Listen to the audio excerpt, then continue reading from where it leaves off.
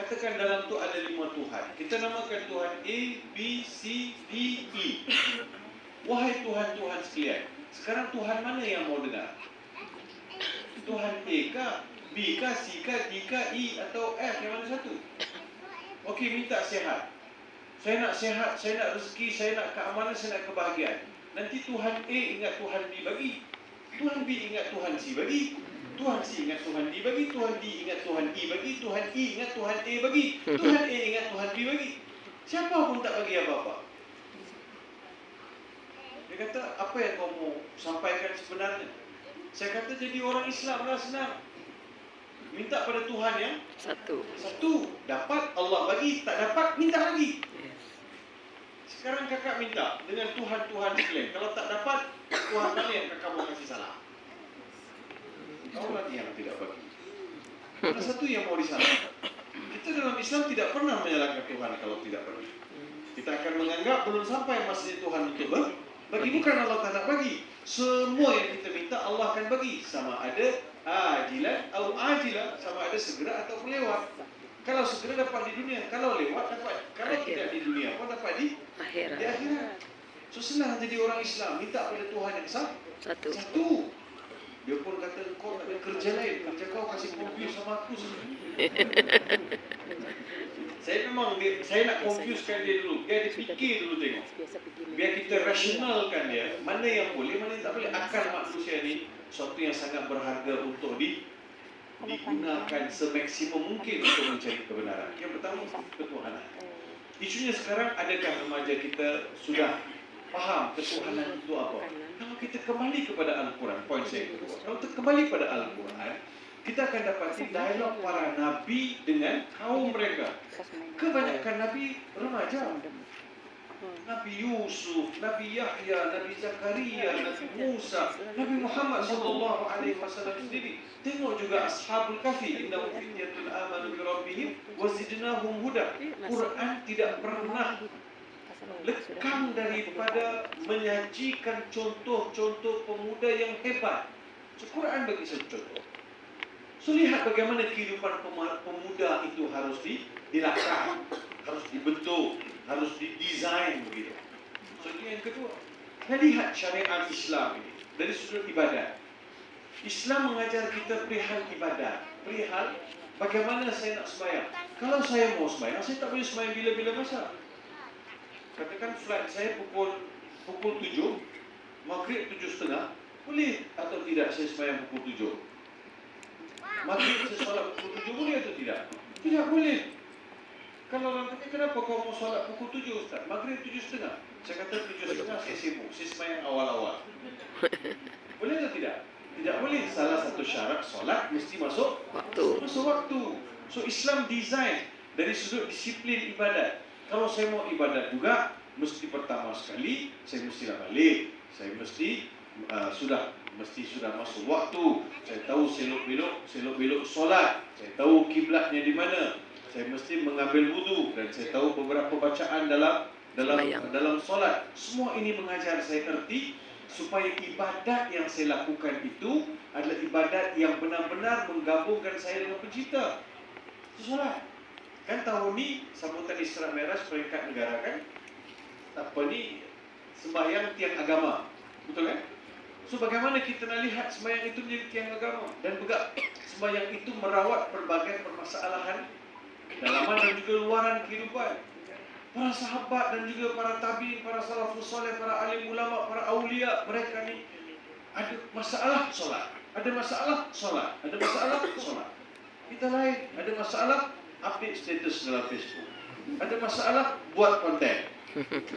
Kan, gaduh suami isteri pun masuk dalam Facebook. Bagi hadiah sama isteri pun masuk Facebook. Apa kau tidak ada kerja lain? Semua masalah kita kalau tahu dicerita dalam Facebook.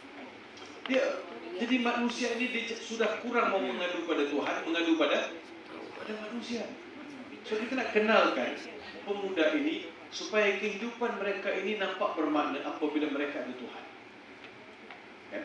Bila solat itu sendiri. Kemudian Islam mengajar kita halal haram. Islam mengajar kita batasan-batasan yang lain. So remaja ini, sebab Nabi SAW ada bersabda, syabun nasya'a fi ibadatillah, pemuda, pemudi yang membesar atau menghabiskan usia remaja mereka di dalam mentaati Allah Subhanahu wa taala. Betul kan? Umur remaja itulah umur yang paling mencabar. Ustaz remaja lagi. Masih remaja? Saya remaja purba. Jadi begitulah sebahagian daripada perihal kalau kita boleh melihat beberapa asas penting untuk melihat para remaja ini. Kenapa perlu kembali kepada Islam dan juga berpegang pada ajaran Islam. Masya Allah. Terima kasih yang bagian itu. Walaupun muqaddimah, tapi isinya padat. Masya Allah. Saya teruskan soalan seterusnya kepada Tuan Samira.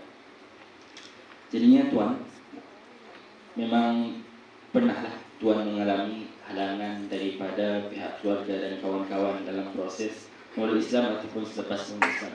Jadinya bagaimana Tuan mengatasi situasi tersebut? Silakan. Bismillahirrahmanirrahim. Terima kasih Tuan Pengurusi. Teman-teman yang mulia, terima hormat majelis, pengarah Pusat Islamiyah, pengarah pegawai, dan peserta ikut mualaf, hadirin-hadirat sekalian. Assalamualaikum warahmatullahi wabarakatuh. Alhamdulillahirabbil alamin, wassalatu wassalamu ala asyrafil anbiya'i wal mursalin, sayyidina Muhammadin wa ala alihi wa sahbihi ajma'in. Asyhadu an la ilaha illallah wa asyhadu anna Muhammadan abduhu wa rasuluh. Rabbi shrah li sadri wa yassir li amri wahlul 'uqdatam min lisani yafqahu qawli. Pertama-tama alhamdulillah, rasa sangat berbahagia, bergembira sebenarnya saat dapat berkumpul dengan keluarga mualaf di sini. Satu benda yang sangat kita syukurilah, Allah bagi kita nikmat memeluk agama Islam. Kemudian Allah tambah nikmatnya dengan menanamkan keimanan dalam hati kita ini, dan hari ini kita ini ada satu nikmat lagi, nikmat bersilaturahim, berukhuwah sesama keluarga mualaf kita insyaallah.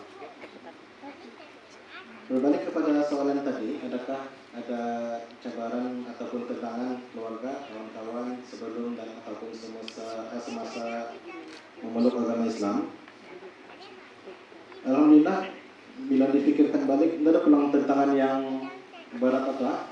Cuma memang dipahamilah masa saya memeluk agama Islam tahun 2010 itu, saya dan abang untuk memeluk agama Islam sebagai indirect family, ahli keluarga pertama lah. Jadi parents sangat berat hati sebenarnya untuk melepaskan. Tapi Apple dia masuk Islam, masuk Islam jadi terjual. Because sebenarnya yang masuk Islam itu my brother lah. But 2 weeks before I told my parents kan masuk Islam je lah ikut my brother. Tapi macam durang dalayan lah. Tapi bila ada satu hikmah, dia saw me kan, durang terkejut lah. Jadi masuk Islam juga yang artikannya contoh. Sama-sama majlis itu memang nampak durang sedih, mungkin dipahami sebab bila terlihat semula durang family ini akan merasa dengan memeluk agama Islam ahli keluarga durang ini, durang akan putus hubungan, tidak lagi rapat macam dulu, ataupun ada perbezaan lah, dirasakan perbezaan agama itu akan menjadi jurang. Jadi saya teringat masih masa